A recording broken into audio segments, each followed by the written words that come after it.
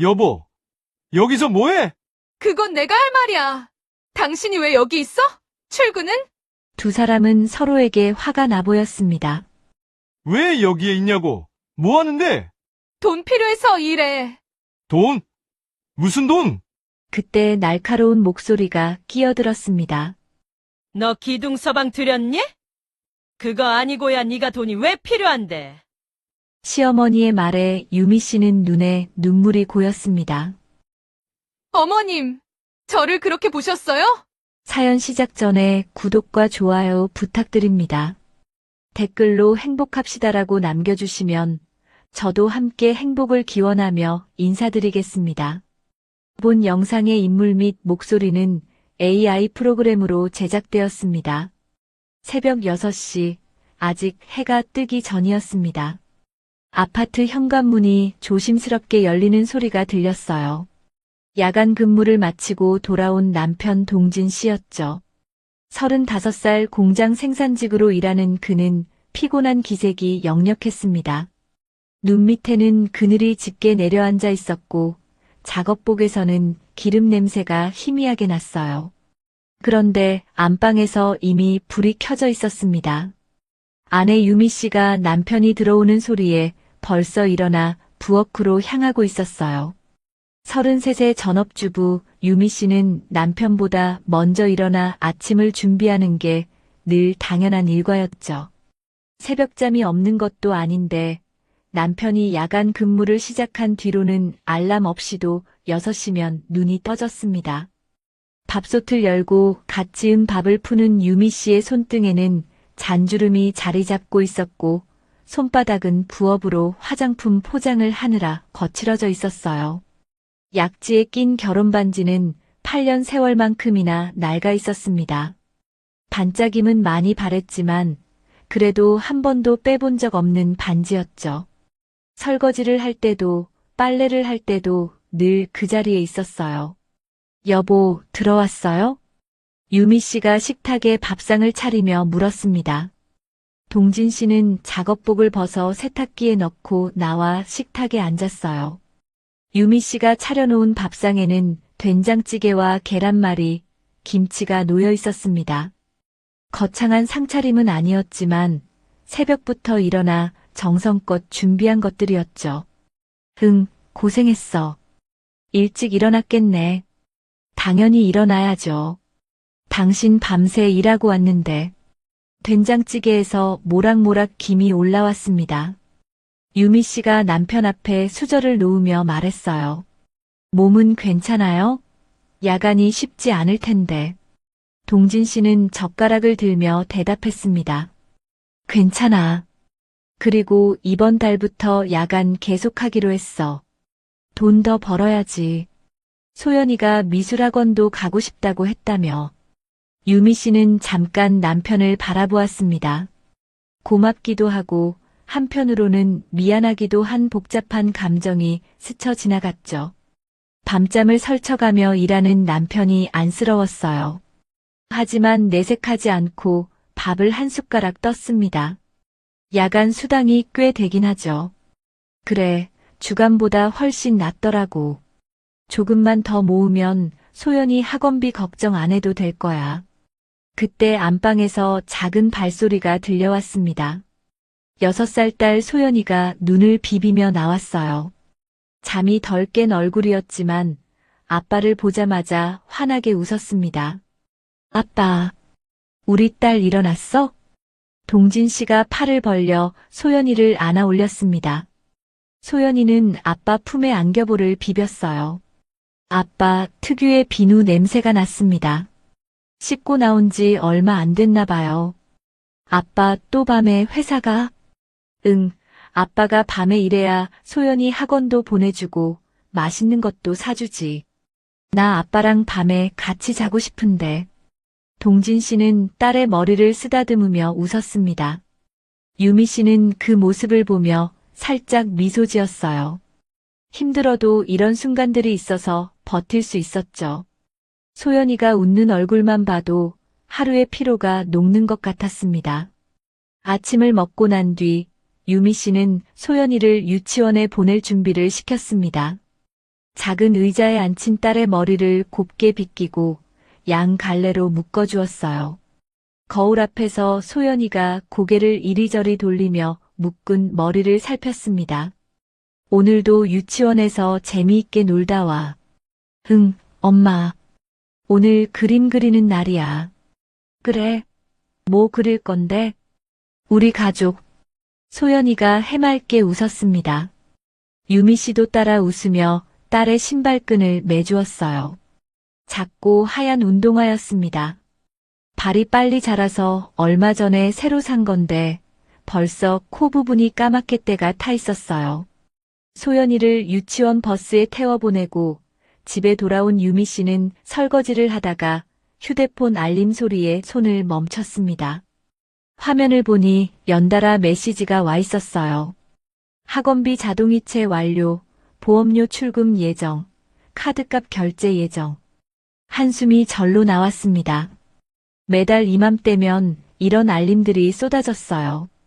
유미 씨는 젖은 손을 앞치마에 닫고 뱅킹 앱을 열었습니다. 잔고를 확인하는 그녀의 얼굴이 점점 굳어졌어요. 이번 달도 빠듯했죠. 아니, 빠듯한 정도가 아니라 아슬아슬했습니다. 숫자를 몇 번이나 다시 확인했지만 달라지는 건 없었어요. 냉장고 문에는 소연이가 그린 그림이 자석으로 붙어 있었습니다. 크레파스로 그린 세 사람, 아빠, 엄마 그리고 소연이가 손을 잡고 웃고 있는 그림이었어요. 위에는 삐뚤빼뚤한 글씨로 우리 가족이라고 쓰여 있었죠. 아빠 머리는 까맣게, 엄마 머리는 길게, 소연이는 양갈래 머리로 그려져 있었습니다. 유미 씨는 그 그림을 한참 바라보았어요. 이 그림 속 웃음을 지키려면 뭐라도 해야 했습니다. 거실 한쪽에는 화장품 샘플 소포장 부업 상자들이 쌓여 있었어요. 유미 씨가 틈틈이 하는 부업이었습니다. 상자 하나를 열어 샘플 소포장 작업을 하면서 단가를 계산해 보았어요. 한 개당 30원, 하루 종일 해봤자 10,000원이 될까 말까였습니다. 손은 점점 거칠어지는데 통장에 들어오는 돈은 쥐꼬리만 했죠. 유미 씨는 멍하니 상자들을 바라보다가 다시 한숨을 내쉬었어요. 그때 휴대폰이 울렸습니다. 시어머니였어요. 네, 어머님. 유미야, 요즘 뭐하고 지내니? 집에 있죠, 어머님. 소연이 유치원 보내고 부업하고 있었어요. 시어머니의 목소리가 단호하게 들려왔습니다. 괜히 밖에 놔둘 생각 말고 집이나 잘 지켜라. 동진이가 밤새 일하는데 집사람이 바깥으로 싸돌아다니면 되겠니? 네, 어머님. 그러고 있어요. 전화를 끊고 유미 씨는 한참을 멍하니 앉아 있었습니다. 나돌아다닌 적도 없는데 왜 그런 말씀을 하시는 걸까? 시어머니는 늘 그랬어요. 무슨 말을 해도 곱게 들리지 않았습니다. 하지만 대꾸할 수 없었어요. 8년 동안 늘 그래왔으니까요. 유미 씨는 조용히 자리에서 일어나 다시 설거지를 하러 갔습니다. 저녁이 되어 동진 씨가 출근 준비를 했습니다. 깔끔하게 다림질된 작업복을 입고 가방을 챙겼어요. 어두운 밤에 나가는 남편을 현관까지 배웅하며 유미 씨가 말했습니다. 오늘도 조심해서 다녀와요. 응, 너무 무리하지 말고 있어. 돈은 내가 책임질 테니까 당신은 소연이만 잘 보면 돼. 유미 씨는 웃으며 대답했습니다. 고마워요. 하지만 그 웃음이 눈까지 닿지는 않았어요. 현관문이 닫히고 유미 씨는 빈 거실에 홀로 남았습니다. 텅 빈 집이 유난히 크게 느껴졌어요. 밤이 깊어지고 소연이를 재울 시간이 되었습니다. 이불 속에 누운 소연이가 엄마를 올려다보며 물었어요. 엄마도 밤에 어디가? 응? 무슨 소리야? 엄마는 집에 있지. 아빠는 밤에 회사 가잖아. 응, 아빠는 일하러 가는 거야. 엄마는 소연이 옆에 있어. 소연이는 안심한 듯 눈을 감았습니다. 유미 씨는 딸의 이불을 여미고 이마에 살짝 입을 맞췄어요. 소연이의 고른 숨소리를 들으며 조용히 방을 나왔습니다. 베란다 창가에 서서 아파트 단지 불빛들을 내려다보았습니다. 저마다의 삶이 저 불빛 아래 있겠죠. 누군가는 웃고 있을 테고 누군가는 울고 있을 거예요. 유미 씨는 한참을 그렇게 서 있었습니다. 차가운 유리창에 손을 대보았어요. 손끝이 시려왔습니다. 다시 거실로 돌아온 유미 씨는 휴대폰을 들어 통장 잔고를 또 한 번 확인했습니다. 숫자는 변하지 않았어요. 깊은 한숨이 새어나왔습니다. 어떻게 해야 할지 막막했죠.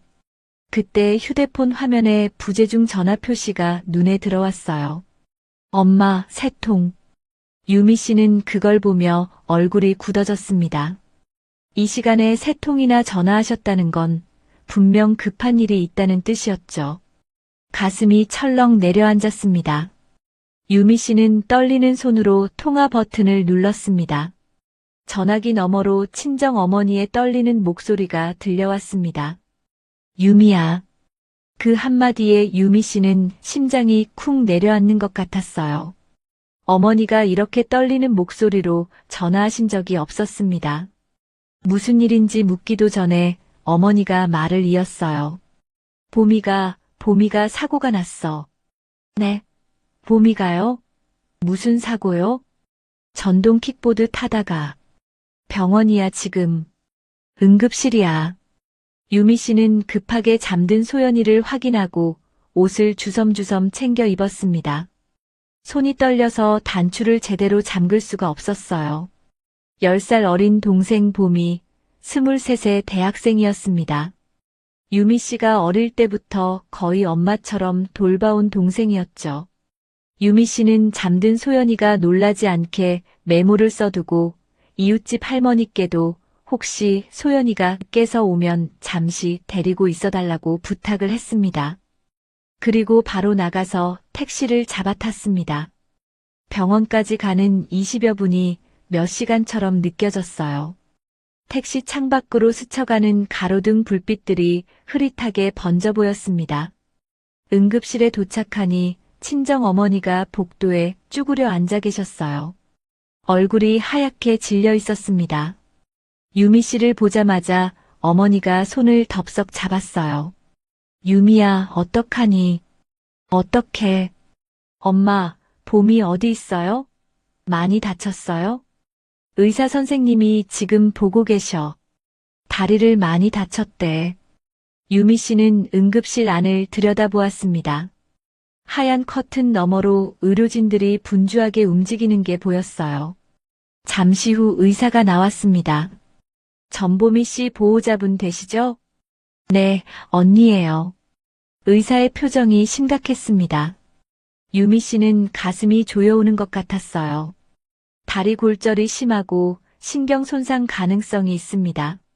정밀 검사를 더 해봐야 정확히 알 수 있지만 수술은 불가피할 것 같습니다. 수술이요? 한 번이면 되나요? 의사가 잠시 말을 멈췄다가 조심스럽게 대답했습니다. 상태에 따라 여러 차례 수술이 필요할 수 있어요. 일단 지금은 응급 처치를 하고 입원 수속부터 밟으셔야 합니다. 유미 씨는 멍하니 고개를 끄덕였습니다. 의사가 돌아가고 친정 어머니가 다시 울음을 터뜨렸어요. 내가 잘못했어. 그 전동 킥보드 그거 타지 말라고 했어야 했는데. 위험하다고 말렸어야 했는데. 엄마 탓 아니에요. 봄이도 어린애가 아닌데 뭘. 유미 씨가 어머니를 달랬지만 속으로는 눈앞이 캄캄했습니다. 수술이 여러 번이라니 그 비용은 어떻게 감당해야 하는 걸까요? 잠시 후 봄이가 누워있는 병실로 안내받았습니다. 봄이는 의식이 없이 누워 있었어요. 얼굴에 찰과상이 나 있었고 왼쪽 다리는 부목으로 고정되어 있었습니다. 유미 씨는 동생의 손을 꼭 잡았어요. 차가웠습니다. 봄이야, 언니 왔어. 괜찮아, 다 괜찮을 거야. 그 순간 유미 씨의 눈에 침대 옆에 놓인 봄이의 운동화가 들어왔습니다. 하얀 운동화에 피가 묻어 있었어요. 아직 깨끗했던 새 운동화였는데 유미 씨는 그 운동화를 한참 바라보았습니다. 문득 옛날 일이 떠올랐어요. 고등학생이던 유미가 어린 보미를 업고 학교에 가던 날들이었습니다. 부모님이 맞벌이 하시느라 보미를 봐줄 사람이 없었어요. 유미는 학교 끝나면 어린이집에서 보미를 데려와 밥을 먹이고 재웠습니다. 언니가 내 엄마 같다. 어린 보미가 그렇게 말하던 날이 있었어요. 초등학교에 입학하던 날, 엄마 손 대신 언니 손을 잡고 교문을 들어서며 보미가 했던 말이었습니다. 유미 씨는 그날 몰래 울었어요. 동생에게 미안하기도 하고 자신도 아직 어린데 하는 서러움도 있었죠. 그리고 보미가 대학에 입학하던 날도 떠올랐습니다. 입학식에서 찍은 사진 속 보미는 환하게 웃고 있었어요.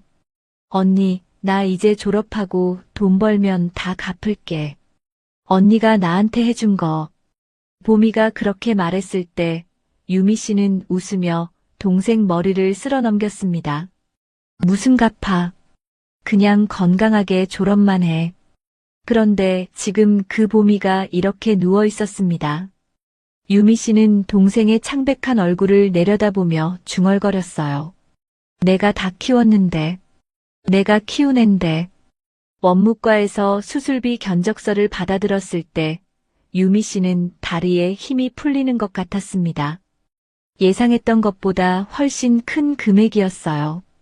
첫 번째 수술비만 해도 몇백만 원이었고 재활치료까지 생각하면 1,000만 원이 훌쩍 넘을 것 같았습니다. 이건 시작일 뿐이고요. 경과에 따라 추가 수술이 필요할 수 있습니다. 원무과 직원의 말이 귓가에 맴돌았습니다. 유미 씨는 병원 복도 의자에 앉아 견적서를 들여다보았어요. 숫자들이 눈에 들어오지 않았습니다. 머릿속이 하얘졌어요. 휴대폰을 꺼내 남편에게 전화를 걸까 말까 망설였습니다. 엄지손가락이 통화 버튼 위에서 멈췄어요. 하지만 결국 전화를 걸지 못했습니다. 뭐라고 말해야 할지 몰랐어요. 친정 이야기만 나오면 남편 표정이 미묘하게 달라지는 걸 유미 씨는 알고 있었습니다. 다음 날 아침 유미 씨는 평소처럼 아침상을 차렸습니다. 야간 근무를 마치고 돌아온 남편 동진 씨가 식탁에 앉았어요. 유미 씨는 밥을 퍼주며 조심스럽게 말을 꺼냈습니다. 여보, 보미가 사고가 났대요. 처제, 사고, 무슨 사고? 전동 킥보드 타다가 넘어졌나 봐요. 남편이 젓가락을 내려놓으며 말했습니다. 전동 킥보드? 요즘 애들 정신이 있나 없나?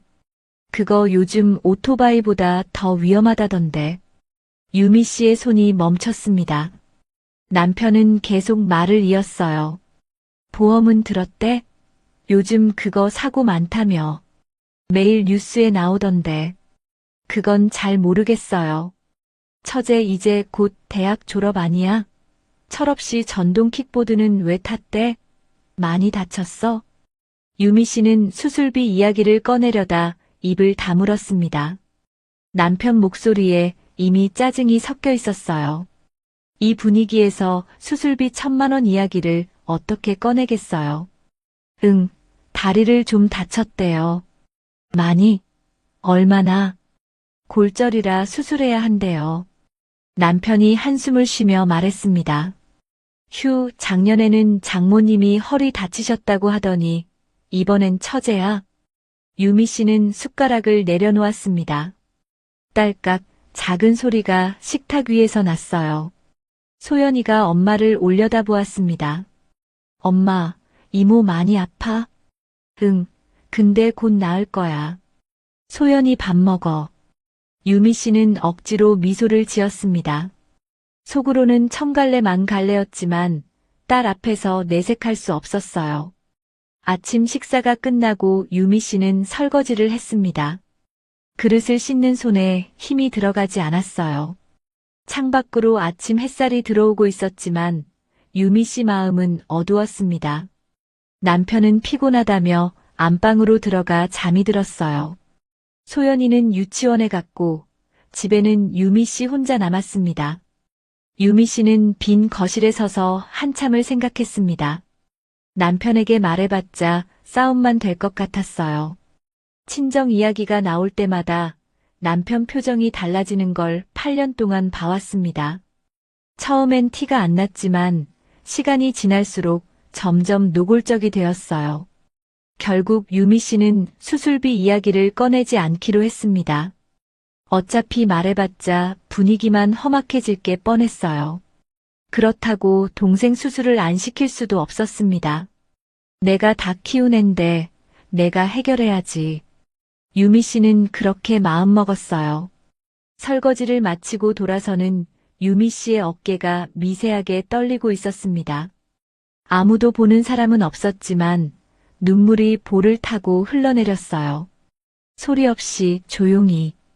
유미 씨는 앞치마 끝으로 눈물을 훔치고 다시 부업 상자 앞에 앉았습니다.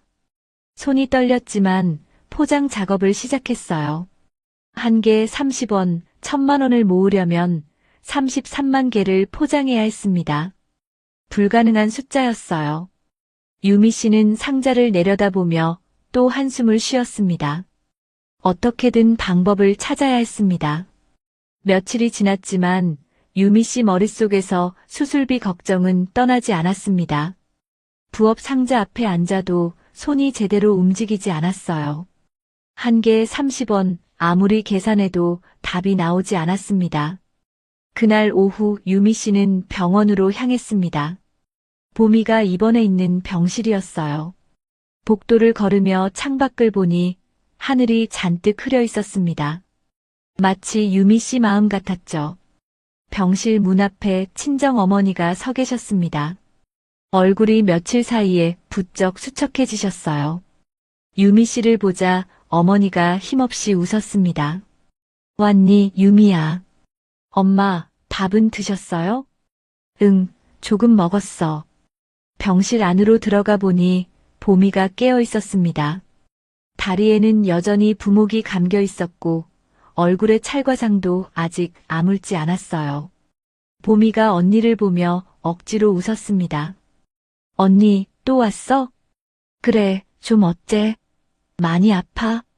괜찮아, 진통제 맞으니까. 유미 씨는 동생 침대 옆에 앉았습니다. 보미 손을 잡으니 여전히 차가웠어요. 친정 어머니가 병실 밖으로 나가자고 눈짓을 했습니다. 유미 씨는 동생에게 금방 온다고 말하고 복도로 나왔어요. 유미야, 엄마가 할 수 있는 게 없어서. 모은 돈이라고는 당장 500만 원이 전부고. 친정 어머니가 말끝을 흐렸습니다. 주름진 눈가에 눈물이 고여 있었어요. 엄마는 보미만 봐요. 다른 건 내가 알아볼게. 김서방한테는 얘기했니? 유미 씨는 잠깐 망설이다가 고개를 저었습니다. 아직이요. 말하기가 좀 그래서. 친정 어머니는 더 묻지 않았습니다. 딸의 사정을 아시는 것 같았어요. 유미 씨는 어머니 어깨를 한번 쓰다듬고 엘리베이터를 향해 걸었습니다. 병원을 나서는데 휴대폰이 울렸습니다. 화면을 보니 부업을 소개해줬던 친구 민정이었어요. 유미 씨는 잠시 망설이다가 전화를 받았습니다. 유미야, 나 민정이. 요즘 어떻게 지내? 그냥 뭐 바쁘지. 야, 내가 물어볼 게 있어서. 혹시 돈 필요하면 야간 알바할래? 유미 씨 발걸음이 멈췄습니다. 야간 알바? 그게 뭔데? 공장이야. 화장품 포장하는데. 밤 10시부터 새벽 6시까지인데 야간이라 일당이 꽤 세. 12만 원이야. 12만 원? 응, 내 남편도 야간한다며? 딱 좋잖아. 남편 출근하면 너도 나가면 되고. 소연이 때문에 좀 그러려나? 유미 씨는 말을 잇지 못했습니다. 하루에 12만 원이면 한 달에 21만 일해도 240만 원이었어요. 부업으로 한 달에 10만 원 벌기도 힘든데 이건 비교가 안 되는 금액이었습니다. 그리고 2달이라면 예상 수술비라는 1,000만 원 중 남은 500만 원을 채울 수 있는 거였죠. 근데 민정아, 소연이는 어떡해? 밤에 혼자 둘 수가 없잖아. 친정 어머니한테 부탁하면 안 돼? 잠깐만 와서 같이 자달라고. 유미 씨는 잠시 생각에 잠겼습니다. 친정 어머니가 와서 소연이랑 자주신다면 가능할 것도 같았어요. 하지만 남편에게는 어떻게 말하지? 머릿속이 복잡해졌습니다. 좀 생각해 볼게. 야, 근데 사람이 급해. 내일까지만 알려줘. 자리가 금방 차거든. 전화를 끊고 유미 씨는 한참을 서 있었습니다. 병원 로비에 사람들이 오가는 게 눈에 들어오지 않았어요. 머릿속으로 계산을 했습니다. 한 달 240만 원. 물론 쉬는 날도 있고 변수도 있겠지만 부업과는 차원이 다른 돈이었습니다. 그날 밤 소연이를 재우고 유미 씨는 침대에 누웠습니다. 옆에서 소연이가 새근새근 잠들어 있었어요. 천장을 바라보며 생각이 꼬리에 꼬리를 물었습니다. 남편에게 말하면 반대할 게 뻔했어요. 돈은 내가 벌 테니 집이나 보라고 했던 사람이니까요. 하지만 수술비는 기다려주지 않았습니다. 봄이 수술이 코앞이었어요. 다음 날 아침 유미 씨는 친정 어머니께 전화를 드렸습니다. 엄마, 나 부탁할 게 있어요. 뭔데? 밤에 제가 잠깐 일을 좀 하려고 하는데 소연이 봐주실 수 있어요? 와서 같이 자주시면 안 될까요? 전화기 너머로 침묵이 흘렀습니다. 잠시 후 친정 어머니가 물었어요. 김서방은 알아? 유미 씨는 솔직하게 대답했습니다. 아니요, 몰라요. 말 안 하려고요. 유미야, 그게 되겠니? 남편한테 말을 해야지. 엄마, 수술비만 모으면 그만둘 거예요. 오래 안 해요. 2달이면 돼요. 친정 어머니가 한숨을 쉬셨습니다. 유미 씨는 어머니의 침묵이 무엇을 의미하는지 알았어요. 미안하다는 뜻이었죠.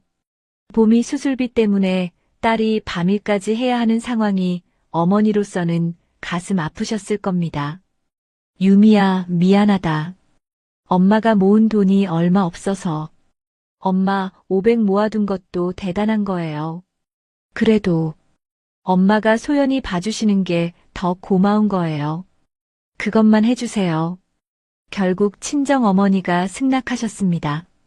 유미 씨는 민정에게 연락해 야간 알바를 하겠다고 전했어요.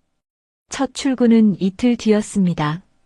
출근 첫날 밤 유미 씨는 떨리는 마음으로 준비를 했습니다. 남편 동진 씨가 야간 근무를 나가고 30분쯤 지나 친정 어머니가 오셨어요. 소연이는 이미 잠들어 있었습니다. 엄마, 고마워요. 새벽에 올게요. 그래, 조심해서 다녀와. 유미 씨는 현관문을 나섰습니다. 밖은 어두웠어요. 아파트 단지 가로등만 희미하게 빛나고 있었습니다. 약속한 장소에서 민정이가 운전하는 하얀 경차가 기다리고 있었어요. 어머니한테 잘 말씀드렸지? 응, 고마워. 차가 출발했습니다. 창밖으로 익숙한 동네가 스쳐 지나가고 점점 낯선 풍경이 펼쳐졌어요.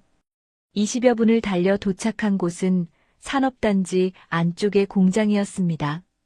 유미 씨는 차에서 내려 공장 건물을 올려다보았어요.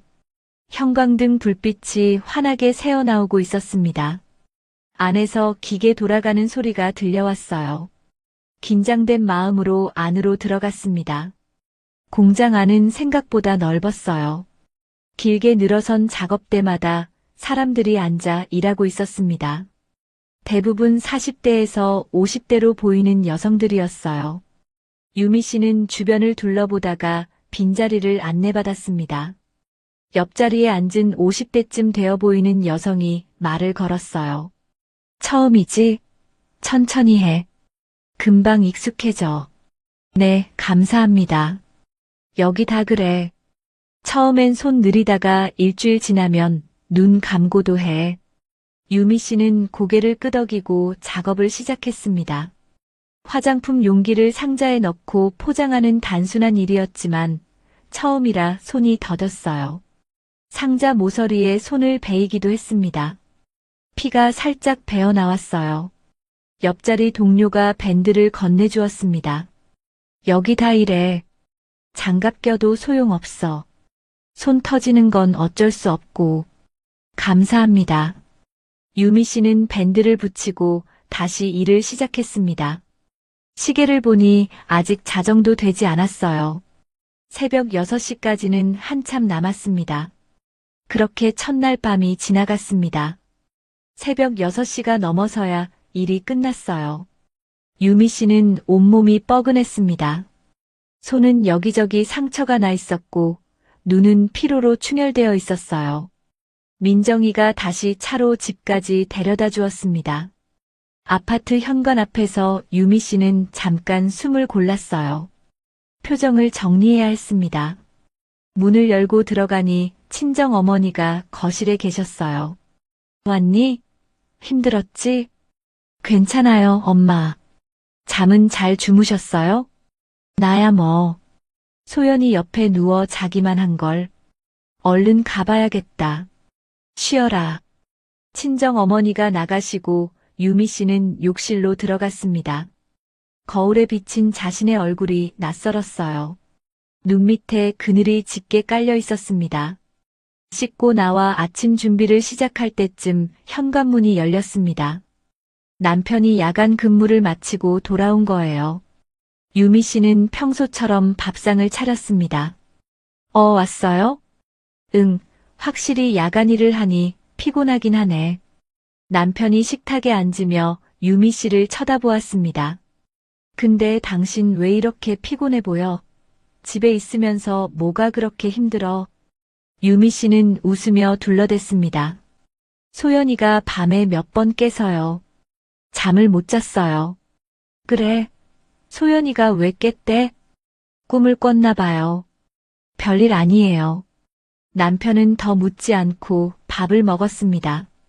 유미 씨는 남편이 안 보는 틈에 피 묻은 휴지를 쓰레기통 깊숙이 밀어 넣었어요. 손바닥에 난 상처가 쓰라렸지만 내색할 수 없었습니다. 설거지를 마치고 유미 씨는 잠깐 틈을 내어 소파에 앉았습니다. 눈이 저절로 감겼어요. 하지만 곧 소연이를 유치원에 보내야 했습니다. 잠잘 시간은 없었어요. 유미 씨는 무거운 눈꺼풀을 억지로 들어 올리고 자리에서 일어났습니다. 손바닥의 상처가 다시 욱신거렸어요. 이제 시작이었습니다. 유미 씨의 이중생활이 시작된 지 벌써 2주가 넘었습니다. 밤에는 공장에서 일하고 새벽에 돌아와 아침을 차리고 소연이를 유치원에 보내는 생활이었어요. 낮에는 틈틈이 쪽잠을 자며 버텼습니다. 몸은 점점 지쳐갔지만 통장에 돈이 조금씩 쌓이는 게 유일한 위안이었죠. 그 무렵 시어머니 댁에서는 전화 한 통이 걸려오고 있었습니다. 여보세요, 나야. 시어머니의 오랜 동네 친구였어요. 수다 떨기 좋아하는 분이셨죠. 그래. 오랜만이네. 요즘 어떻게 지내? 손녀는 잘 크고? 시어머니가 한숨을 쉬었습니다. 아이고, 요즘 아들이고 손녀고 통 못 봤어. 동진이가 야간 근무를 한다니까 시간이 안 맞더라고. 그래. 그럼 한번 가보지 그래. 그래야겠어. 내가 한번 가봐야지. 전화를 끊은 시어머니는 마음이 영 개운치 않았습니다. 생각해보니 유미가 먼저 연락해온 적이 거의 없었어요. 늘 시어머니가 먼저 전화하고 먼저 찾아가야 했죠. 다음 날 아침 7시 시어머니는 아들네 집으로 향했습니다. 손에는 장어와 곰탕을 들고 있었어요. 아들이 야간 근무로 힘들다고 하니 보양식을 해가는 게 어머니 마음이었죠. 아파트에 도착해서 초인종을 눌렀습니다. 잠시 후 문이 열렸는데 유미 씨가 묻지도 않고 문을 활짝 열었어요. 머리에서 물이 뚝뚝 떨어지고 있었습니다. 막 씻고 나온 모양이었죠. 시어머니가 인상을 찌푸렸습니다. 넌 묻지도 않고 문을 여니?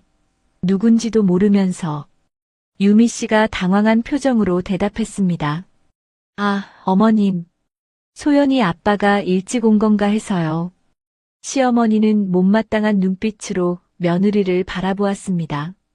요즘 세상에 묻지도 않고 문을 열다니 경계심이 없어도 너무 없었어요. 시어머니가 안으로 들어와 바로 주방으로 향했습니다. 가져온 음식들을 냉장고에 넣으며 말했어요.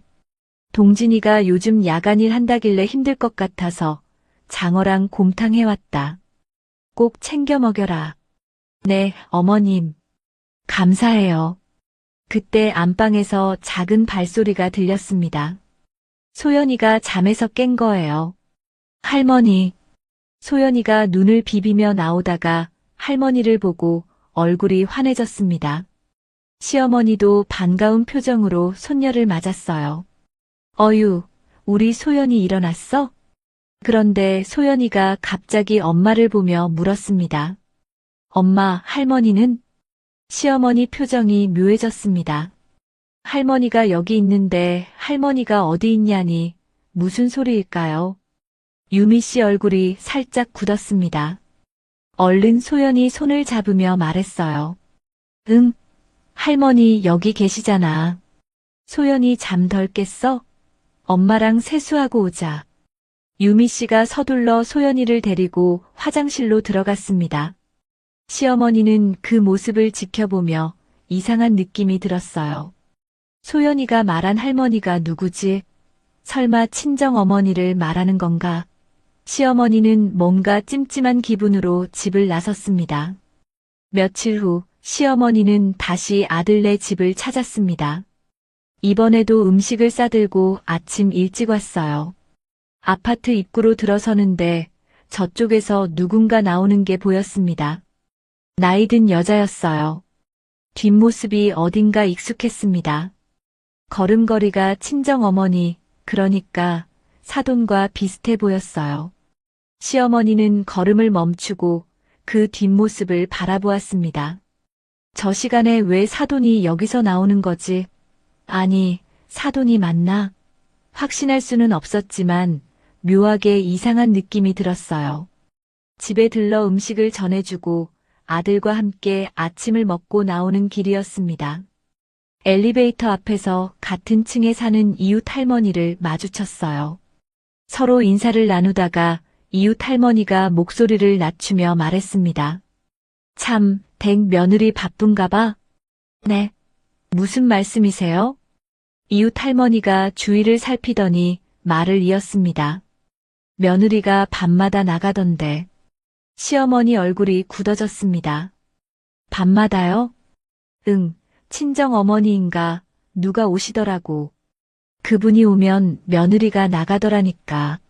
시어머니 심장이 두근거리기 시작했습니다. 아까 본 뒷모습이 떠올랐어요. 그게 정말 사돈이었던 걸까요? 친정엄마 불러놓고 나가는 것 같던데. 이웃 할머니가 덧붙였습니다. 차도 있더라고. 하얀 차. 누가 데리러 오는 것 같던데. 하얀 차요? 응, 매일 같은 시간에 오더라고. 9시 반쯤. 시어머니는 그 자리에서 얼어붙었습니다. 머릿속이 복잡하게 돌아갔어요. 밤마다 나간다고? 친정어머니를 불러놓고? 하얀 차가 데리러 온다고? 매일이요? 전에 한 번은 급하게 나가느라 그런가 애가 혹시 깨서 찾아오면 데리고 있어 달라고 부탁을 하더라니까. 엘리베이터가 왔지만 시어머니는 한참을 움직이지 못했습니다. 이웃 할머니가 먼저 타고 말을 걸어서 그제야 정신을 차리고 엘리베이터를 타고 내려갔어요. 시어머니는 멍하니 서서 생각에 잠겼습니다. 집으로 돌아오는 버스 안에서 시어머니는 창밖을 바라보았습니다. 문득 8년 전 일이 떠올랐어요. 아들이 결혼한다고 했을 때 시어머니는 속으로 반대했었습니다. 유미가 임신했다는 소식 때문이었죠. 그때 친구에게 전화해서 푸념을 늘어놓았던 기억이 났습니다. 저 애가 우리 동진이를 꼬셨어. 임신을 앞세워서 결혼하는 거라니까. 그리고 또 생각났어요. 소연이 돌잔치 날이었습니다. 친척들 앞에서 웃고 있었지만 속으로는 서운했죠. 손자였으면 좋았을 텐데. 작게 중얼거렸던 말이 떠올랐습니다. 임신을 앞세워 결혼하더니 딸만 하나 낳고 둘째 소식도 없었어요. 시어머니 눈에 며느리는 늘 부족한 사람이었습니다. 집에 도착한 시어머니는 현관문을 열고 들어서자마자 신발도 제대로 벗지 않고 거실로 갔습니다. 소파에 털썩 앉았어요. 이웃 할머니 말이 머릿속에서 맴돌았습니다. 밤마다 나간다. 하얀 차가 데리러 온다. 친정어머니를 불러놓고. 바람이 아니고서야. 시어머니가 혼잣말로 내뱉었습니다. 밤마다 나갈 일이 뭐가 있어? 바람이 아니면 뭐겠어. 손이 부르르 떨렸습니다. 분노가 치밀어 올랐어요. 내 아들을 두고 바람을 피우다니. 야간 근무 나간 남편 몰래 밤마다 어디를 쏘다니는 거야. 내가 그렇게 전화로 신신당부를 했건만. 시어머니 얼굴이 붉게 달아올랐습니다. 벌떡 일어나 휴대폰을 들었습니다. 아들 동진에게 전화를 걸었어요. 신호음이 몇 번 울리고 아들 목소리가 들렸습니다. 여보세요, 엄마. 동진아, 너 내일 아침에 퇴근하면 집으로 좀 와. 집이요? 오늘 아침에 봐놓고. 무슨 일 있어요? 일단 와. 할 얘기가 있어. 무슨 일인데요, 갑자기? 시어머니 목소리가 단호해졌습니다. 오면 알아. 꼭 와야 해. 전화를 끊은 시어머니는 창밖을 바라보았습니다. 해가 지고 있었어요. 어둠이 내리는 하늘을 보며 시어머니는 입술을 꽉 깨물었습니다. 이번엔 아들한테 다 말해야겠어. 그리고 직접 확인해야겠어. 밤마다 며느리가 어디로 가는지. 시어머니의 눈빛이 차갑게 빛났습니다. 8년 동안 쌓아왔던 며느리에 대한 불만이 이제 폭발 직전이었어요. 폭풍 전야 같은 고요함이 집안에 감돌았습니다. 다음 날 아침 동진 씨는 야간 근무를 마치고 곧장 본가로 향했습니다. 어머니가 급하게 오라고 했을 때부터 뭔가 심상치 않다는 느낌이 들었어요. 전화 목소리가 예사롭지 않았거든요. 집 현관문을 열고 들어서자 밥상이 차려져 있었습니다. 어머니가 부엌에서 국을 들고 나오며 말했어요. 왔어? 앉아라. 밥부터 먹고 얘기하자. 엄마, 무슨 일인데 이렇게 급하게 부르셨어요? 앉으라니까. 밥 먹으면서 얘기해. 동진 씨는 불안한 마음으로 식탁에 앉았습니다. 어머니가 밥을 퍼주며 아들을 바라보았어요. 얼굴에 피로가 가득했습니다. 야간 근무가 쉽지 않은 게 눈에 보였죠. 어머니는 잠시 말을 아꼈습니다. 어떻게 꺼내야 할지 고민이 되었어요. 동진 씨가 먼저 물었습니다. 엄마, 뭔데요? 무슨 일이에요? 어머니가 숟가락을 내려놓았습니다. 눈빛이 단호해졌어요. 동진아, 너 정신 차려라. 네. 갑자기 무슨 말씀이세요? 유미 말이야. 동진 씨 얼굴에 당혹스러운 표정이 떠올랐습니다. 어머니가 말을 이었어요. 그년이 밤마다 어디를 쏘다니는지 알아? 엄마, 갑자기 무슨 소리예요? 유미가 뭘요? 어머니 목소리가 높아졌습니다. 이웃들이 다 봤어. 내가 야근 나가면 밤마다 나간다더라. 지 친정엄마 불러다 놓고. 동진 씨 숟가락이 멈췄습니다. 어머니가 계속 말을 쏟아냈어요. 하얀 차가 데리러 온대. 매일 밤 9시 반이면 나간다더라. 엄마, 그게 무슨. 임신 아니었으면 네가 걔랑 결혼이나 했겠냐? 동진 씨 얼굴이 굳어졌습니다. 어머니가 또 그 얘기를 꺼낸 거예요. 결혼할 때부터 몇 번이나 들었던 말이었습니다. 엄마, 그 얘기는 왜 또 해요? 지금 그게 문제가 아니야. 어머니가 식탁을 탁 쳤습니다. 그릇이 덜그럭 소리를 냈어요. 자는 딸도 내팽개치고 이제 밤마다 쏘다녀. 그게 바람이 아니면 뭐야? 엄마, 유미가 바람을 피운다고요? 말이 돼요, 그게. 그럼 밤마다 나가는 게 뭔데? 그것도 남편 몰래. 동진 씨는 할 말을 잃었습니다. 유미가 밤에 나간다? 친정 어머니가 온다? 처음 듣는 얘기였어요.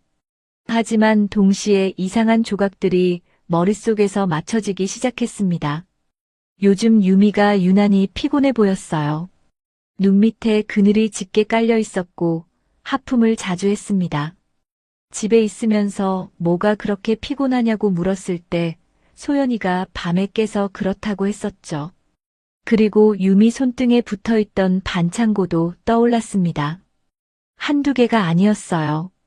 물어볼까 하다가 그냥 넘어갔었는데 어머니가 아들의 흔들리는 눈빛을 놓치지 않았습니다. 봐라, 너도 뭔가 이상한 거 느꼈잖아. 아니, 그래도 유미가 바람이라니. 내가 거짓말하겠냐? 네 눈으로 직접 확인해봐. 동진 씨는 고개를 숙였습니다. 머릿속이 복잡했어요. 유미를 믿고 싶었습니다. 8년을 함께 살았는데 바람이라니. 말도 안 되는 소리였어요. 하지만 동시에 의문도 들었습니다. 왜 밤에 나가는 거지? 왜 나한테 말을 안 한 거지? 친정 어머니가 왜 밤에 오시는 거지? 문득 소연이가 했던 말이 떠올랐습니다. 며칠 전 소연이가 이상한 말을 했었어요. 우리 아빠 엄마는 밤에 일을 하러 가지요. 그때는 그냥 애가 그림 그리며 노는 소리인가 보다 했는데 지금 생각하니 이상했습니다. 소연이가 왜 그런 말을 했을까요? 어머니가 다시 말했습니다. 동진아, 내가 직접 봤어. 아파트에서 나오는 뒷모습을. 사부인 같았어. 엄마가 직접 보셨어요? 아침에 갔을 때 누가 나오더라고. 뒷모습이 사부인 같았어. 동진 씨 손이 떨렸습니다. 밥맛이 없었어요. 숟가락을 내려놓고 물을 한 모금 마셨습니다. 엄마, 근데 바람이라니. 유미가 그럴 리가요. 밤에 나간다는 걸로 너무 억측이에요. 어머니가 답답하다는 듯 말했습니다. 그럼 뭔데? 남편 몰래 밤마다 나가는 게 바람 아니면 도대체 뭐야? 동진 씨는 대답하지 못했습니다. 논리적으로 생각하면 어머니 말이 맞았어요. 밤마다 나가면서 남편에게 말을 안 한다? 그게 정상이 아니긴 했습니다. 하지만 감정적으로는 받아들이기 힘들었어요. 유미가 바람을 피운다고? 그 조용하고 성실한 유미가? 어머니가 아들 손을 잡았습니다. 동진아, 엄마 말 믿어라. 이웃들이 다 알아. 내 체면이 뭐가 돼? 니네 옆집 할머니가 말해주는데 내가 낯뜨거워서 못 듣고 있겠더라. 엄마, 오늘 밤에 직접 확인해보자. 내가 같이 갈게. 동진 씨는 한참을 고민했습니다. 미행이라니, 아내를 미행하다니. 부끄럽고 창피한 일이었어요. 하지만 이대로 모른 척할 수도 없었습니다. 진실이 뭔지 알아야 했어요. 알았어요, 엄마. 제가 확인해 볼게요. 나도 같이 가. 엄마가 왜요? 내 눈으로 봐야 속이 시원하지. 어디를 가는지, 누굴 만나는지. 동진 씨는 한숨을 쉬었습니다. 어머니를 말릴 수 없을 것 같았어요. 한번 마음먹으면 꺾이는 분이 아니셨거든요. 그날 저녁 동진 씨는 평소처럼 야간 근무 간다고 집을 나섰습니다. 유미 씨가 현관까지 배웅하며 말했어요. 오늘도 조심해서 다녀와요. 응, 너무 늦게까지 안 자고 기다리지 마. 동진 씨는 평소와 다름없이 웃어 보였습니다. 하지만 속은 천갈래만 갈래였어요. 현관문이 닫히고 엘리베이터를 타면서 동진 씨 얼굴에서 웃음이 사라졌습니다. 공장으로 가지 않았어요. 대신 어머니 댁으로 향했습니다. 어머니가 현관 앞에서 기다리고 계셨어요. 검은 옷을 입고 계셨습니다. 마치 무슨 작전이라도 수행하러 가는 사람 같았죠. 왔어? 네, 엄마. 타세요. 어머니가 조수석에 앉았습니다. 차가 출발했어요. 동진 씨네 아파트 근처에 도착해서 어두운 곳에 차를 세웠습니다. 아파트동 입구가 잘 보이는 위치였어요. 몇 시라고 했어요? 9시 반쯤 나온다고 했어. 어머니가 단호하게 대답했습니다. 동진 씨는 핸들을 잡은 손에 땀이 났어요. 손바닥이 미끄러웠습니다. 심장이 두근거렸어요. 차 안에 침묵이 흘렀습니다. 시간이 느리게 갔어요. 시계를 보니 9시 10분이었습니다. 아직 20분이나 남았어요. 동진 씨는 창밖을 바라보며 생각에 잠겼습니다. 유미가 정말 나올까? 어머니 말이 사실일까? 이웃 할머니가 잘못 본 게 아닐까? 머릿속에 온갖 생각이 스쳤어요. 제발 아니길, 제발 오해이길 빌었습니다. 9시 20분이 지났습니다. 어머니가 몸을 앞으로 기울였어요. 눈이 아파트 입구에 고정되어 있었습니다. 틀림없어. 조금만 기다려봐. 동진 씨는 대답하지 않았습니다. 가슴이 답답했어요. 숨이 제대로 쉬어지지 않았습니다. 9시 28분 아파트동 입구에서 누군가 나왔습니다. 동진 씨 눈이 커졌어요. 크림색 코트를 입은 여자였습니다. 가로등 불빛 아래서 얼굴이 보였어요. 유미였습니다. 동진 씨 심장이 쿵 내려앉았습니다. 손이 떨렸어요. 저건 자신이 작년 생일에 사준 코트였습니다. 그 코트가 왜 저기서 나오는 거죠? 말을 잇지 못했습니다. 시어머니가 날카롭게 말했어요. 봐라. 내가 뭘 했어. 유미 씨가 두리번거리더니 단지 입구 쪽으로 걸어갔습니다. 그곳에 하얀 경차 한 대가 서 있었어요. 어머니가 손가락으로 가리키며 말했습니다. 저 차 봐라. 저게 그 하얀 차야. 유미 씨가 차 문을 열고 탔습니다. 운전석에 누군가 앉아 있는 게 보였어요. 누군지는 알 수 없었습니다. 어두워서 얼굴이 보이지 않았거든요. 차가 출발했습니다. 동진 씨는 떨리는 손으로 시동을 걸었어요. 따라가자. 어머니 목소리가 귓가에 울렸습니다. 동진 씨는 앞차를 놓치지 않게 거리를 두고 뒤따랐어요. 손이 떨려서 핸들을 제대로 잡기 힘들었습니다. 하얀 경차는 동네를 벗어났습니다. 큰 길로 나가더니 점점 한적한 곳으로 향했어요. 건물들이 줄어들고 가로등도 뜸해졌습니다. 어디로 가는 거야? 동진 씨가 중얼거렸습니다. 어머니가 옆에서 말했어요. 모텔 같은 데 아니야? 원래 이런 으슥한 데에 많다며. 동진 씨는 대답하지 않았습니다. 가슴이 찢어지는 것 같았어요. 제발 아니길, 제발 그런 곳이 아니길 빌었습니다. 10여 분을 달렸을까요? 앞차가 속도를 줄이더니 어딘가로 들어섰습니다. 동진 씨도 따라 들어갔어요. 눈앞에 펼쳐진 건 어두운 공장 지대였습니다. 여기, 우리 공장 근처 같은데. 동진 씨가 주위를 둘러보며 말했습니다. 산업단지였어요. 낮에는 사람들로 북적이지만 이 시간엔 텅 비어 있었습니다. 가로등 몇 개만 희미하게 빛나고 있었어요. 하얀 경차가 어느 공장 앞에 멈췄습니다. 동진 씨도 멀찍이 차를 세웠어요. 숨을 죽이고 지켜보았습니다. 운전석 문이 열리고 누군가 내렸습니다. 키가 유미보다 큰 사람이었어요. 어두워서 얼굴이 보이지 않았습니다. 그 사람이 팔짱을 끼는 듯한 자세를 취했어요. 동진 씨 손이 부르르 떨렸습니다. 눈앞이 아득해졌어요. 저게 누구지? 남자인가? 심장이 터질 것 같았습니다. 어머니가 흥분한 목소리로 말했습니다. 봐라. 저것 봐. 유미 씨가 차에서 내렸습니다. 그 사람과 나란히 걸어가기 시작했어요. 공장 쪽으로 향했습니다. 셔터가 반쯤 열려 있었고 안에서 불빛이 새어나오고 있었어요. 동진의 어머니가 차 문을 열려고 했습니다. 동진은 바로 어머니의 팔을 잡았어요. 엄마 좀 기다려봐요. 아니, 저기 들어가는데. 일단 좀 더 보자고. 하지만 어머니는 참을 수가 없었습니다. 차 문을 벌컥 열고 내렸어요.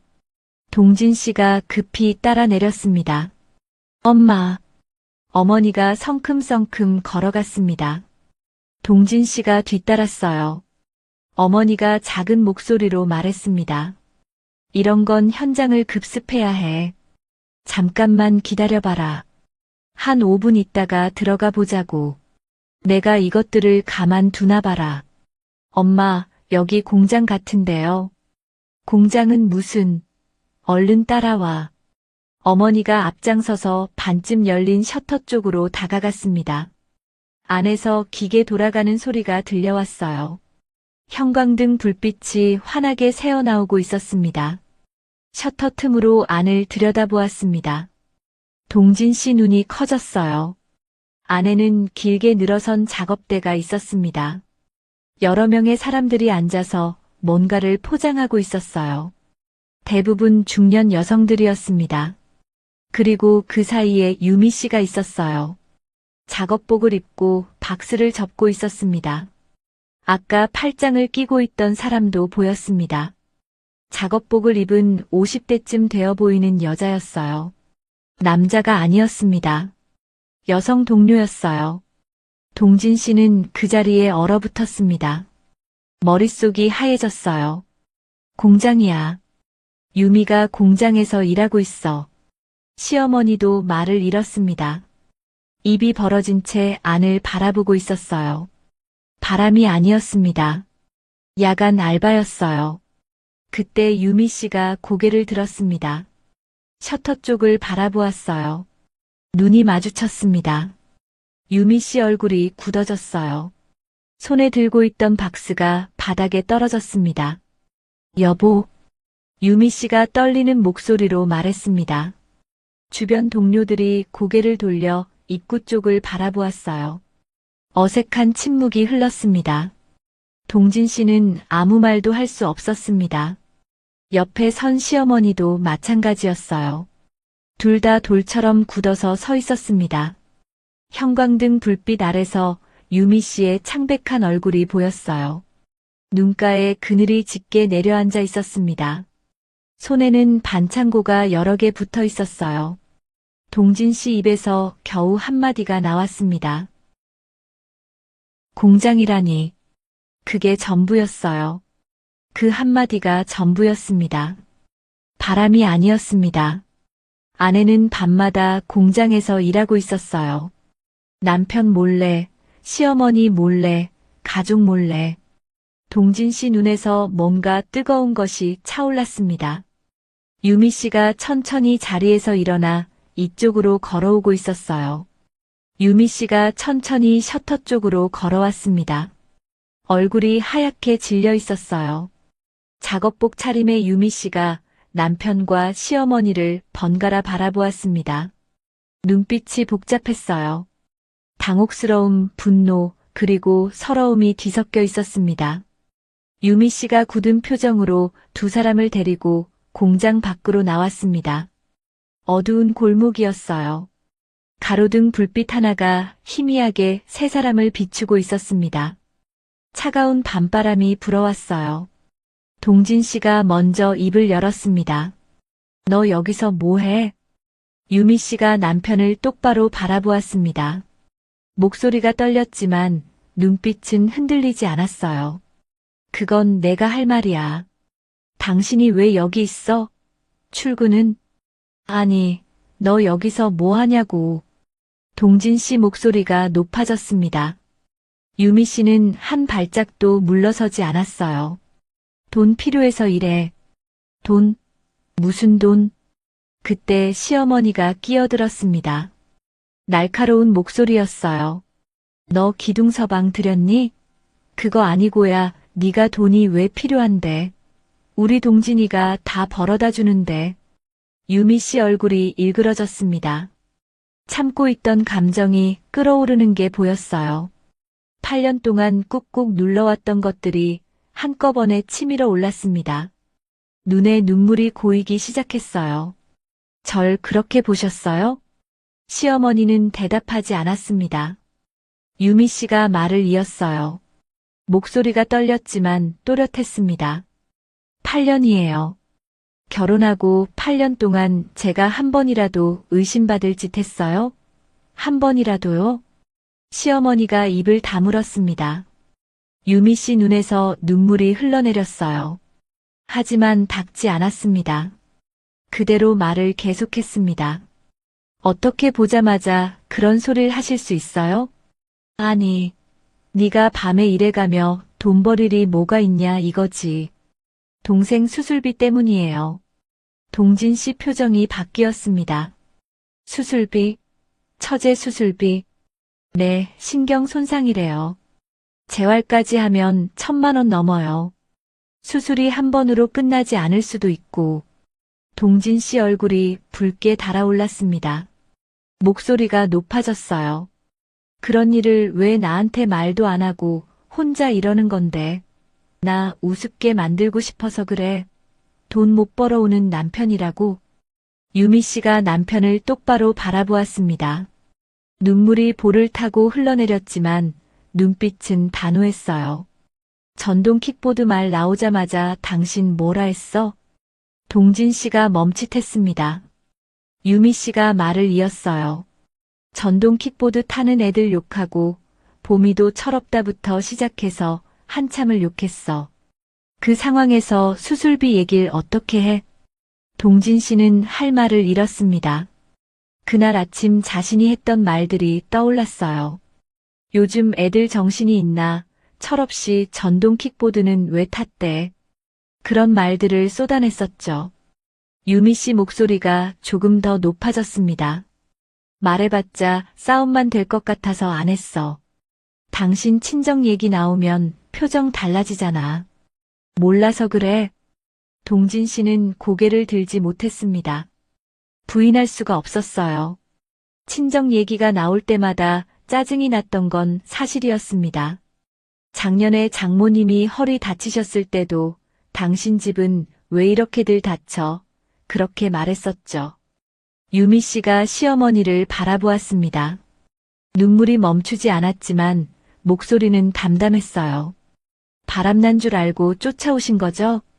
시어머니가 대답하지 못했습니다. 유미 씨가 한 걸음 다가섰어요.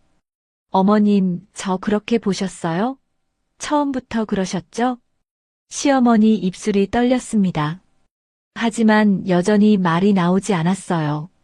유미 씨가 말을 이었습니다. 임신해서 결혼했다고, 딸 낳았다고, 아직도 그러시죠? 시어머니 얼굴이 굳어졌습니다. 8년 동안 속으로만 품고 있던 생각들이었어요. 며느리가 다 알고 있었던 겁니다. 유미 씨 목소리가 갈라졌습니다. 저도 알아요. 어머님이 저를 어떻게 생각하시는지 결혼할 때부터 알았어요. 그래도 참았어요. 소연이 할머니니까, 남편 어머니니까. 8년 동안 참았어요. 시어머니는 고개를 들지 못했습니다. 유미 씨 눈에서 눈물이 계속 흘러내렸어요. 근데 이건 너무하셨어요. 밤마다 일하러 나가는 며느리를 밑도 끝도 없이 그냥 밤에 나간다는 이유로 바람난 여자라고 생각하셨어요. 그것도 모자라서 몰래 미행까지 하시고요. 유미 씨 목소리가 점점 커졌습니다. 저 밤새 여기서 박스 접어요. 손 베이고 허리 아파도 참아요. 새벽에 들어가서 밥 차리고 소연이 유치원 보내고 낮에 쪽잠 자면서 버텨요. 그게 바람 피우는 거예요? 돈 필요해서 번다고 했더니 뭐 기둥서방이요? 공장 안에서 동료들이 슬쩍 밖을 내다보고 있었습니다. 민망한 상황이었지만 유미 씨는 신경 쓸 겨를이 없었어요. 8년 동안 쌓아왔던 감정들이 한꺼번에 터져 나오고 있었습니다. 잠시 침묵이 흘렀습니다. 유미 씨가 눈물을 손등으로 훔쳤어요. 숨을 한 번 크게 내쉬었습니다. 그리고 담담하게 말했어요. 저 일해야 해요. 돌아가 주세요. 동진 씨가 다급하게 말했습니다. 유미야, 여보. 유미 씨 손을 잡으려 했지만 유미 씨가 피했습니다. 일하는데 쫓아와서 이러지 마요. 집에서 얘기해요. 유미 씨가 돌아섰습니다. 단호한 뒷모습이 공장 셔터 안으로 사라졌어요. 동진 씨는 그 자리에 서서 아내가 사라진 쪽을 바라보았습니다. 옆에 선 시어머니도 아무 말이 없었어요. 차가운 밤바람이 다시 불어왔습니다. 공장 안에서 기계 돌아가는 소리가 들려왔어요. 형광등 불빛 아래서 유미 씨가 다시 자리에 앉는 게 보였습니다. 동료가 뭐라고 말을 건넸지만 유미 씨는 고개만 저었어요. 그리고 다시 박스를 접기 시작했습니다. 동진 씨는 한참을 그 자리에 서 있었습니다. 다리에 힘이 풀리는 것 같았어요. 시어머니가 먼저 차 쪽으로 걸어갔습니다. 동진 씨도 천천히 뒤따랐어요. 차에 타서도 한동안 시동을 걸지 못했습니다. 핸들을 잡은 손이 떨렸어요. 방금 전 유미 씨의 얼굴이 떠올랐습니다. 눈물 흘리면서도 꿋꿋이 말하던 아내. 8년 동안 참아왔다던 아내. 동진 씨 눈시울이 뜨거워졌습니다. 시어머니는 창밖만 바라보고 있었어요. 아무 말도 하지 않았습니다. 차 안에 무거운 침묵만 가득했습니다. 동진 씨가 떨리는 손으로 시동을 걸었어요. 차가 천천히 움직이기 시작했습니다. 백미러로 공장 불빛이 점점 멀어지는 게 보였어요. 그 안에서 아내가 지금도 박스를 접고 있을 거라고 생각하니 가슴이 먹먹해졌습니다. 차 안에는 무거운 침묵만 흘렀습니다. 동진 씨는 핸들을 잡은 채 앞만 바라보았어요. 시어머니는 창밖만 보고 계셨습니다. 둘 다 아무 말이 없었어요. 산업단지를 빠져나와 큰 길로 접어들었습니다. 가로등 불빛이 차 안으로 스쳐 지나갔어요. 동진 씨 머릿속에는 방금 전 유미 씨의 얼굴이 계속 떠올랐습니다. 눈물 흘리면서도 당당하게 말하던 아내. 8년 동안 참아왔다던 아내. 시어머니가 먼저 입을 열었습니다. 창밖을 보며 중얼거리듯 말했어요. 아니, 걔는 아니면 아니라고 하지 뭘 그렇게까지 화를 내야 돼. 도둑이 제발 저린 것도 아니고. 동진 씨 손에 힘이 들어갔습니다. 핸들을 꽉 쥐었어요. 목소리가 낮게 나왔습니다. 엄마 같으면 화 안 나겠어요? 시어머니가 고개를 돌려 아들을 바라보았습니다. 뭐, 돈 벌어보겠다고 잠 못 자가며 나가서 일하는데 바람난 거 아니냐며 득달같이 쫓아와서 그러는데 화 안 나겠어요? 시어머니는 대답하지 못했습니다. 동진 씨가 말을 이었어요. 8년 동안 참았대요. 엄마가 어떻게 생각하는지 다 알고 있었대요. 그래도 참았대요. 차 안에 다시 침묵이 흘렀습니다. 시어머니가 작은 목소리로 말했어요. 사돈 처녀는 왜 사고가 나가지고는 저도 몰랐어요. 수술비가 그렇게 많이 드는 줄. 동진 씨 목소리가 떨렸습니다. 자신도 모르게 눈시울이 뜨거워졌어요. 전동 킥보드 얘기 나왔을 때 자신이 뭐라고 했는지 떠올랐습니다. 요즘 애들 정신이 있나, 철없이 왜 그런 걸 탔대. 그런 말들을 쏟아냈었죠. 그 상황에서 유미가 어떻게 수술비 얘기를 꺼낼 수 있었겠어요. 시어머니 댁 앞에 도착했습니다. 동진 씨가 차를 세웠어요. 엄마, 들어가세요. 시어머니가 차에서 내리다 말고 돌아보았습니다. 동진아, 그래도 남편한테 말은 했어야 하는 거 아니야. 나중에 사람들이 알아봐. 뭐라고 하겠니? 동진 씨는 대답하지 않았습니다. 그냥 앞만 바라보았어요. 갈게요. 차가 출발했습니다. 백미러로 어머니가 서 있는 모습이 점점 작아졌어요. 동진 씨는 혼자 운전하며 생각에 잠겼습니다. 유미의 피곤한 얼굴이 떠올랐어요. 요즘 왜 그렇게 피곤해 보이나 했더니 눈 밑에 짙게 깔린 그늘, 자주 하품하던 모습. 집에 있으면서 뭐가 그렇게 피곤하냐고 물었었죠. 그때 유미가 뭐라고 했더라. 소연이가 밤에 깨서 그렇다고 했었어요. 거짓말이었던 겁니다. 밤새 공장에서 일했으니까 피곤할 수밖에 없었죠. 유미 손등에 붙어있던 반창고도 떠올랐습니다. 한두 개가 아니었어요. 물어볼까 하다가 그냥 넘어갔었습니다. 관심이 없었던 겁니다. 아내가 힘들어하는 걸 못 본 거예요.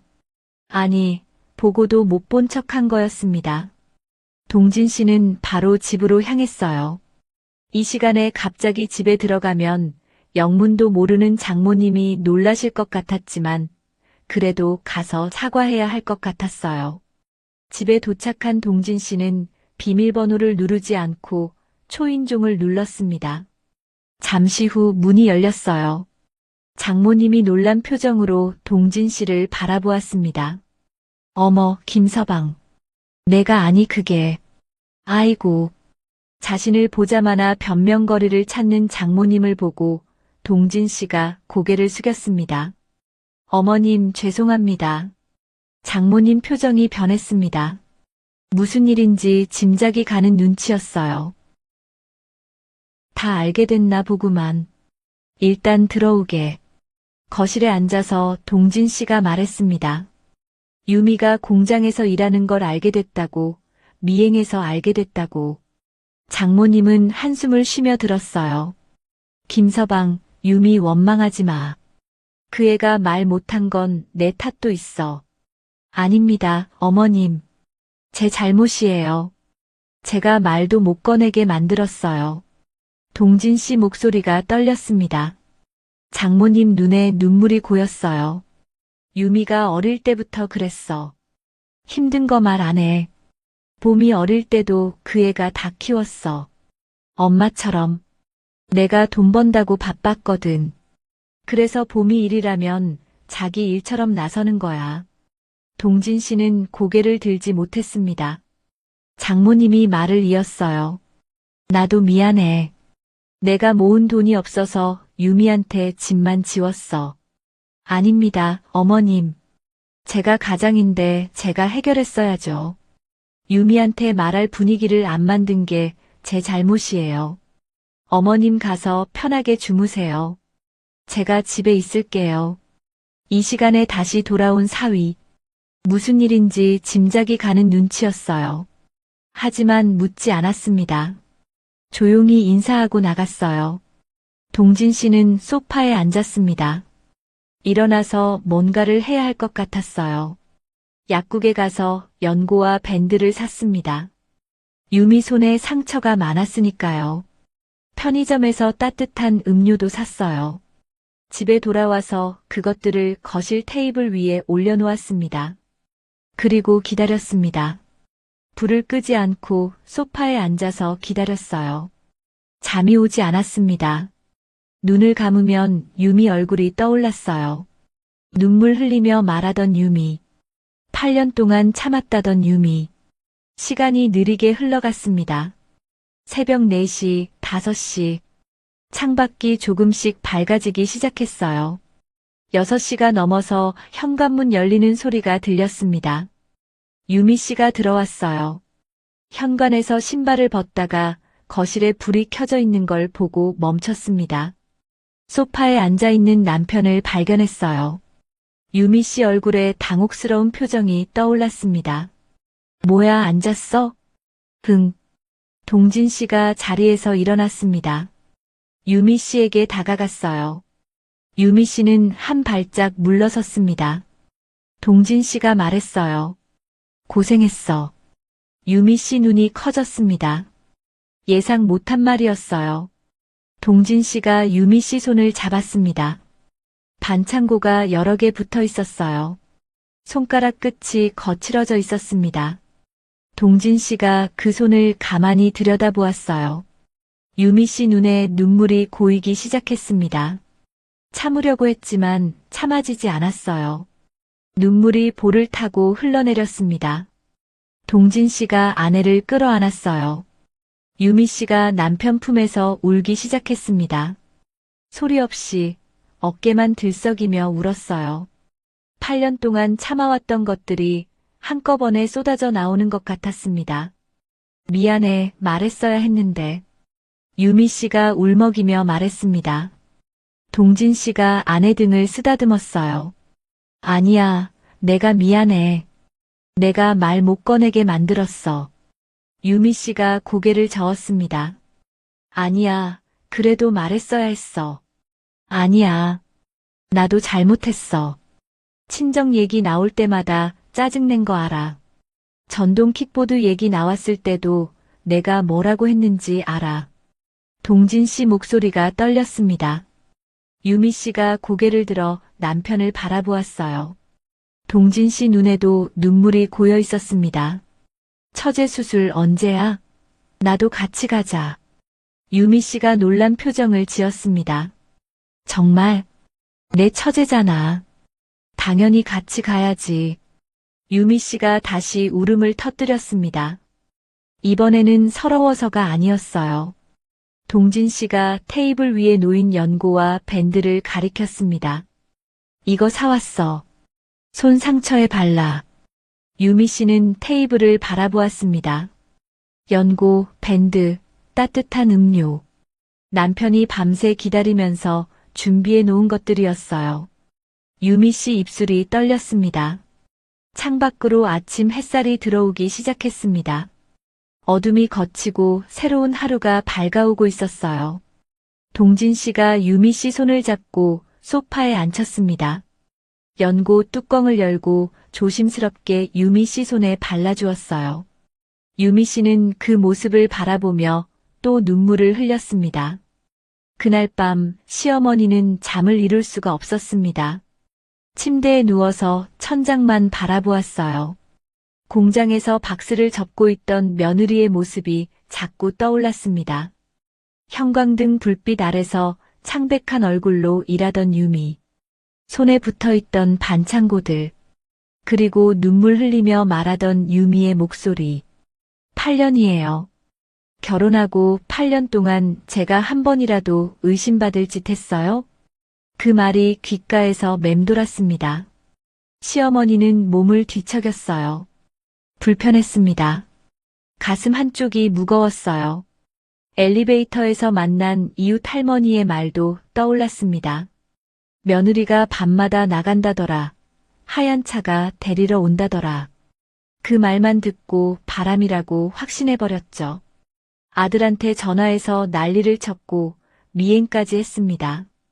그런데 바람이 아니었어요. 돈 벌러 나간 거였습니다. 동생 수술비 때문에 밤새 공장에서 일하고 있었던 겁니다. 시어머니는 벌떡 일어나 앉았습니다. 화장대 거울에 자신의 얼굴이 비쳤어요.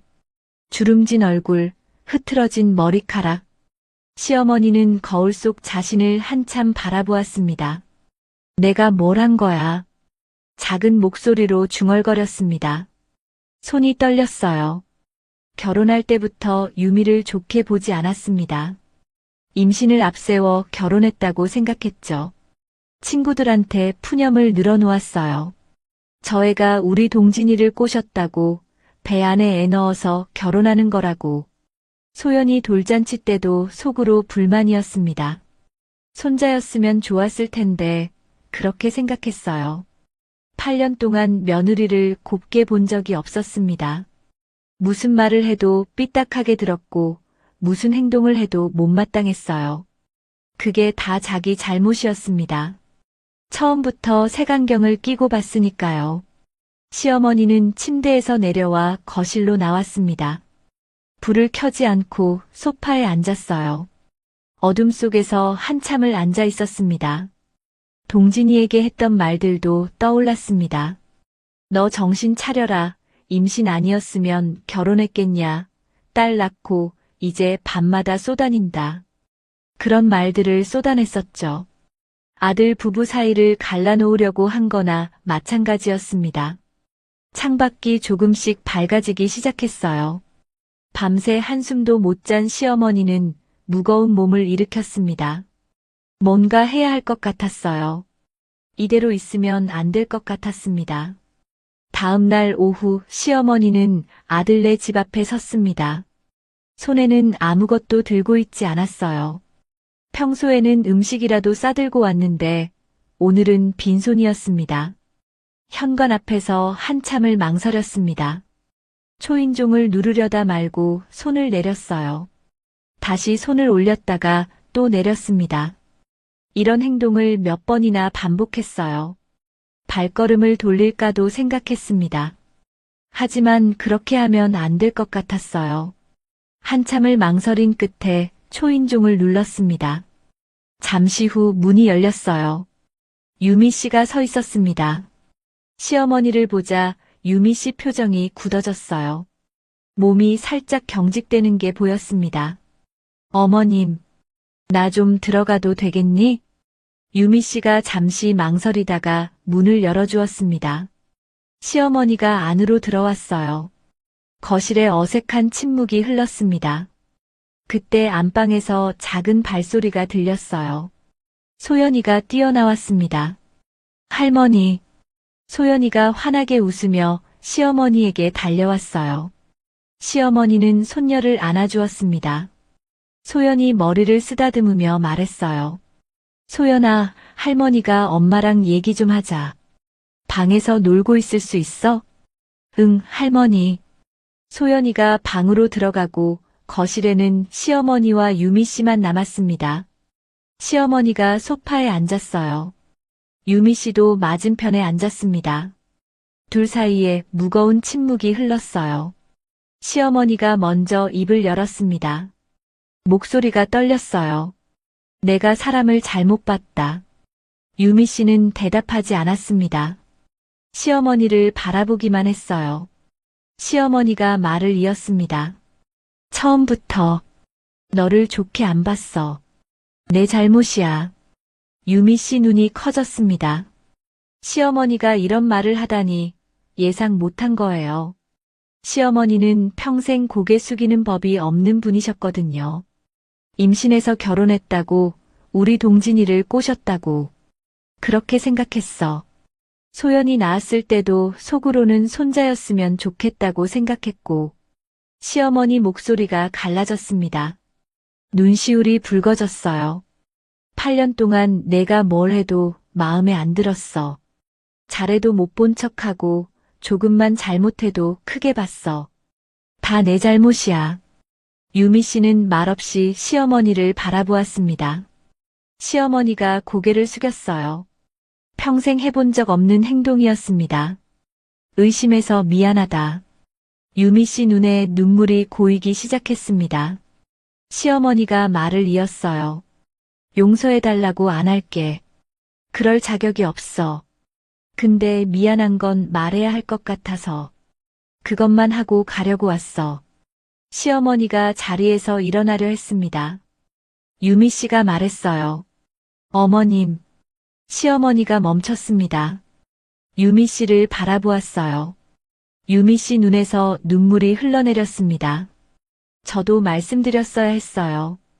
동생 일도 공장에서 일하는 것도 숨기지 말고 말씀드렸어야 했어요. 시어머니가 고개를 저었습니다. 아니야. 말 못하게 만든 게 나야. 처음부터 내 편이 아니었으니까. 말해봤자 뭐라고 할 게 뻔하니까 말을 못한 거잖아. 유미 씨는 대답하지 못했습니다. 시어머니 말이 맞았어요. 말해봤자 안 좋은 소리만 들을 것 같아서 입을 다물었던 겁니다. 시어머니가 다시 소파에 앉았습니다. 한숨을 내쉬었어요. 소연이 이쁘게 잘 키우고 있는 것만으로도 장한 건데. 유미 씨가 놀란 표정을 지었습니다. 시어머니가 소연이를 칭찬한 건 처음이었거든요. 시어머니가 말을 이었어요.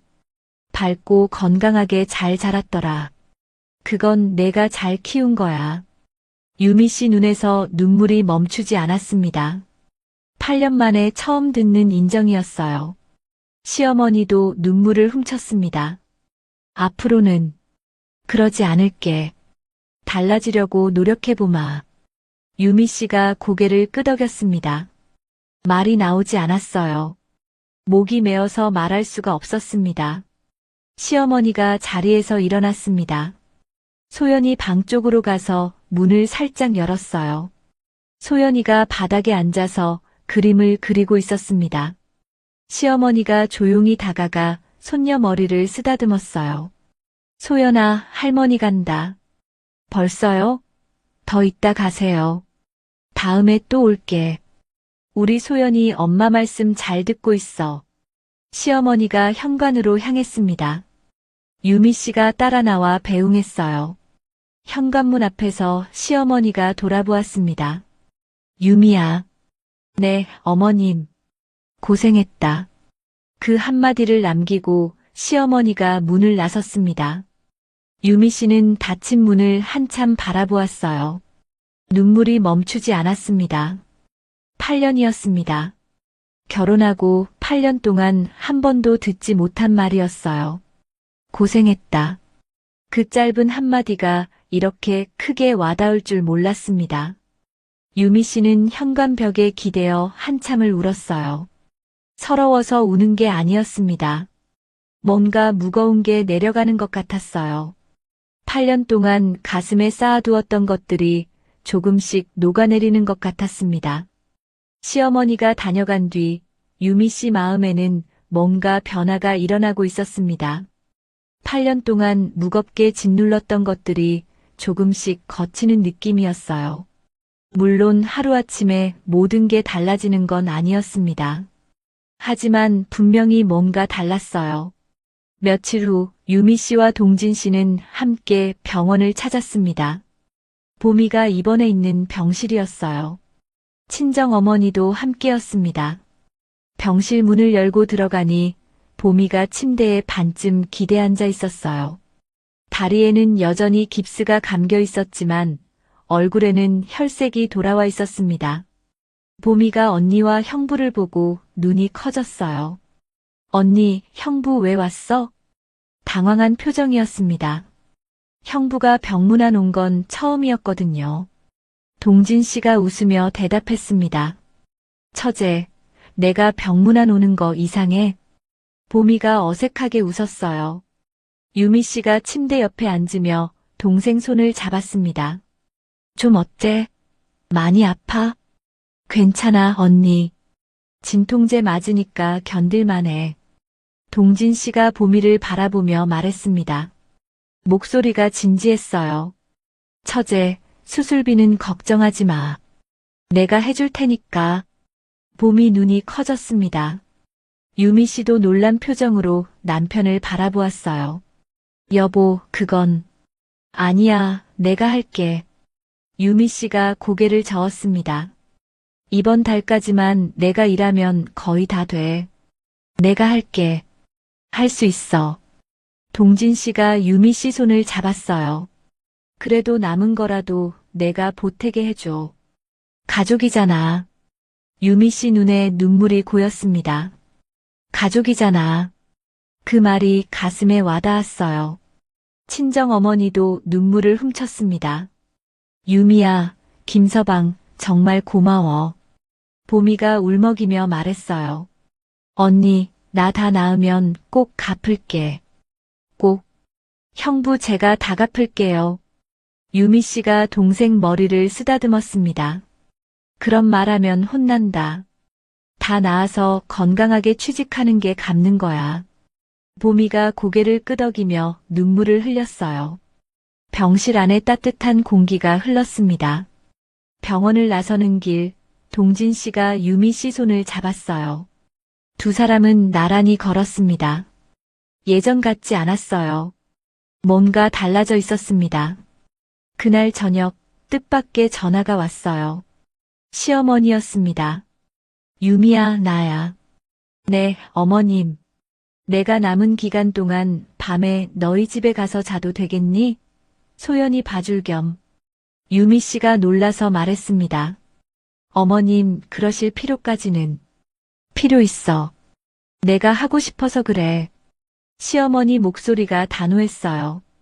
하지만 예전의 차가운 단호함이 아니었습니다. 유미 씨가 망설이자 시어머니가 말을 이었어요. 손녀 보는 것도 좋고, 그동안 소연이 얼굴 자주 못 봤잖아. 유미 씨는 한참 동안 말이 나오지 않았습니다. 시어머니가 직접 와서 소연이를 봐주겠다니 상상도 못한 일이었어요. 어머님 감사합니다. 고맙긴. 내가 해야 할 일이야. 그날부터 시어머니가 밤마다 와서 소연이와 함께 잤습니다. 유미 씨가 공장에 나가면 시어머니가 소연이 옆에 누워서 잠들게 해주었어요. 새벽에 유미 씨가 돌아오면 시어머니가 아침상을 차려놓고 기다리고 계셨습니다. 처음에는 어색했어요. 8년 동안 쌓인 벽이 하루아침에 허물어지는 건 아니니까요. 하지만 조금씩, 아주 조금씩 달라지고 있었습니다. 어느 날 새벽 유미 씨가 공장에서 돌아왔을 때였어요. 현관문을 열고 들어가니 부엌에서 불이 켜져 있었습니다. 시어머니가 아침상을 차리고 계셨어요. 어머님 주무셨어요? 나야 소연이랑 같이 잘 잤지. 밥 먹어. 씻고 자. 식탁에는 따끈한 된장찌개와 밥이 놓여 있었습니다. 유미 씨가 먹기 좋게 차려진 상을 바라보았어요. 눈시울이 뜨거워졌습니다. 어머님 감사합니다. 밥 먹어. 식기 전에. 시어머니는 퉁명스럽게 말했지만 눈빛은 따뜻했어요. 유미 씨는 숟가락을 들었습니다. 된장찌개가 입안에서 퍼졌어요. 시어머니가 끓인 찌개를 먹는 게 처음이었습니다. 8년 만에 처음으로 시어머니가 차려준 밥을 먹었어요. 그렇게 일주일이 지났습니다. 유미 씨의 마지막 출근 날이었어요. 수술비가 거의 다 모였습니다. 이제 공장에 더 나가지 않아도 됐어요. 마지막 날 밤 유미 씨는 평소처럼 공장에서 일을 마쳤습니다. 새벽 6시 작업이 끝나고 동료들이 인사를 건넸어요. 수고했어, 유미 씨. 잘 가. 다음에 또 보자. 건강해. 유미 씨도 인사를 나누었습니다. 2달을 함께 일한 사람들이었어요. 힘들 때 밴드 건네주고 쉬는 시간에 커피 나눠 마시던 사람들이었습니다. 정이 들었어요. 공장 밖으로 나왔습니다. 유미 씨는 잠깐 뒤를 돌아보았어요. 형광등 불빛이 새어나오는 공장. 매일 밤 박스를 접던 그곳. 힘들었지만 그래도 버틸 수 있었던 곳이었습니다. 유미 씨는 담담한 표정으로 공장을 바라보았어요. 그리고 돌아섰습니다. 집에 도착하니 이번에는 달랐습니다. 시어머니만 있는 게 아니었어요. 남편 동진 씨도 먼저 퇴근해서 거실에 앉아 있었습니다. 소연이도 일어나 있었어요. 엄마. 소연이가 달려와 유미 씨를 안았습니다. 유미 씨가 놀라서 물었어요. 소연아, 왜 이렇게 일찍 일어났어? 아빠가 깨웠어. 오늘 다 같이 밥 먹자고. 동진 씨가 웃으며 다가왔습니다. 오늘 마지막 날이잖아. 다 같이 아침 먹으려고. 식탁에는 아침상이 차려져 있었습니다. 시어머니가 준비하신 된장찌개, 계란말이, 나물 반찬들. 4사람이 둘러앉을 자리가 마련되어 있었어요. 유미 씨는 식탁을 바라보았습니다. 남편 동진 씨, 딸 소연이, 그리고 시어머니. 4사람이 한 식탁에 앉아 밥을 먹게 되었습니다. 자, 앉아. 밥 식겠다. 시어머니가 말했어요. 4사람이 자리에 앉았습니다. 소연이가 신이 나서 말했어요. 우리 이제 다 같이 자. 동진 씨가 웃으며 대답했습니다. 그래, 주말에 다 같이 자자. 소연이 방에서. 소연이가 환하게 웃었어요. 유미 씨도 미소 지었습니다. 시어머니도 입가에 살짝 미소를 띄었어요. 밥을 먹으면서 소연이가 물었습니다. 엄마, 오늘 안 피곤해? 유미 씨가 딸을 바라보았어요. 소연이의 맑은 눈이 엄마를 걱정스럽게 올려다보고 있었습니다. 유미 씨가 웃으며 대답했어요. 응, 안 피곤해. 거짓말이 아니었습니다. 몸은 피곤했지만 마음은 가벼웠어요. 창밖으로 아침 햇살이 들어오고 있었습니다. 따스한 빛이 식탁 위로 내려앉았어요. 네 사람의 얼굴 위로 햇살이 퍼졌습니다.